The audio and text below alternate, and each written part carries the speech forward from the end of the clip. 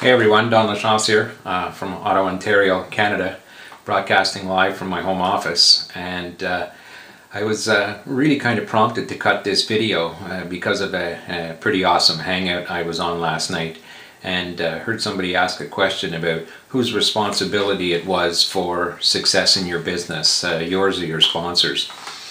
And that really kind of opens up a whole other realm to me. So when I really started to think about that, I wanted to cut this video so I could talk about MLM prospecting. Are you recruiting or are you sponsoring?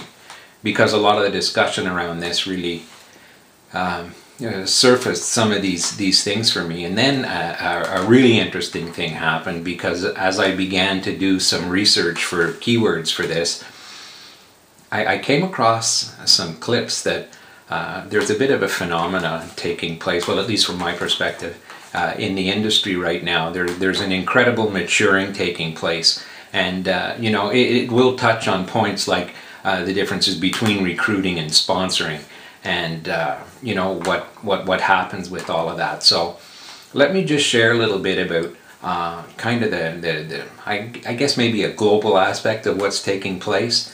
And it's really quite a phenomena, and it seems to be surfacing more and more. And I really believe it's a good thing, because the truth really does set people free, and will give everybody really kind of an even playing field. So before I get into the differences of recruiting versus sponsoring, let me just share what I've uncovered, or what I'm seeing trending kind of taking place. And that's this incredible stance by a lot of the leaders in the industry who are really coming forward and talking about the online strategies that they've been applying in order to be able to build their primary businesses. And kudos to all of them, because it really takes a special person to stand up and really kind of begin to make those claims, and it's happening more and more. So I'm very thankful about that, because having been in the industry for a while and not having really experienced success, I've been looking for ways to really kind of leverage and things that will help me be able to do that. Because when it comes to the belly aspect and the relational part of this business, I love all of that. The unfortunate thing for me is I've run out of people to really kind of talk to.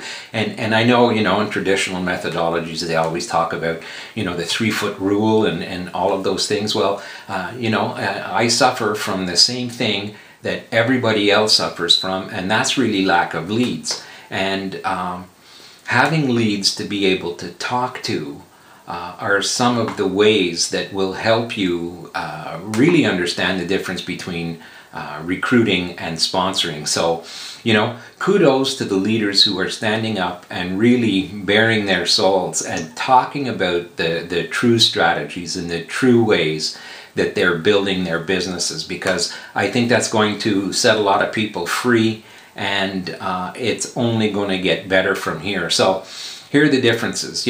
We hear people talk about all the time, they talk about this business is all based on relationships. It's a relational industry, and you have to be really good on that front. Well, if you don't have the leads to talk to, I don't think you ever really begin to hone that skill set.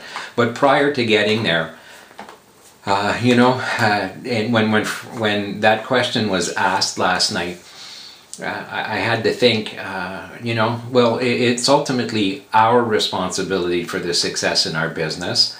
But, people, I don't know really, most people recruit, and that's tied to the transactional end. You see, it's the complete opposite end of what the relational aspect is, because in the transactional end of things, that's where the exchange of money or service takes place. And I know in some cases, and I'm guilty of this, just in my excitement and zest for wanting to build my team or build my business, I've been more focused on getting the sign up or somebody to join me, and I've recruited people into the opportunity, and they don't last. It's short-lived.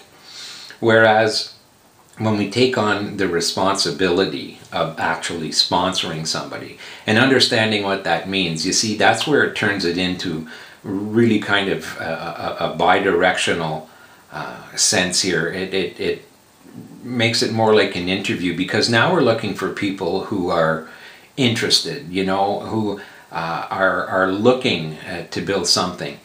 And we can decide, you know, through this interviewing process, you know, are they the right type of fit for us? Are they going to be the kind of person that we can work with? So now we start questioning, you know, them a little deeper, probing just a little more, asking more questions than we are about getting excited about all the great things about our business, and, you know, wanting to pass all that stuff off and tell them how easy it's going to be because, you know, they're in business for themselves but not by themselves, and some of the cliches that are out there that, not that we buy into them, but we use them because those are the things that we hear when we're being brought into the business. And you know, without having the sponsoring mentality and skill set being passed down to us, those are things that in some cases, some of you may have to go out and look for people upline. If your sponsor or recruiter doesn't have the skill set, keep climbing, keep going up until you find the person who's mature enough, who understands the responsibility of sponsoring, and reach out to them, and, you know, have them coach you. But don't forget, you need to be coachable. So it's really important. And in doing that, you will begin to develop a skill set for sponsoring. So understand, when you go out to recruit somebody, you go out with a very specific intention of signing someone up and, you know, getting that almighty dollar. But when you take on a mindset of sponsoring somebody, it becomes a lot more personal, a lot more relational.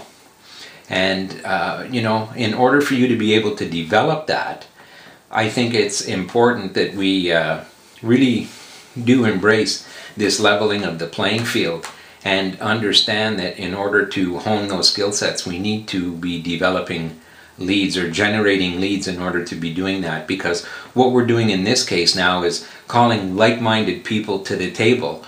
And so don't be afraid to ask questions. Don't be afraid to take on the responsibility of sponsoring, because you'll build a much stronger team. So in order for you to learn what some of these skills are and how to generate leads, I'm going to ask you right now to just go down below to the link that's right at the top of the description in this. Click on that and put your information in there.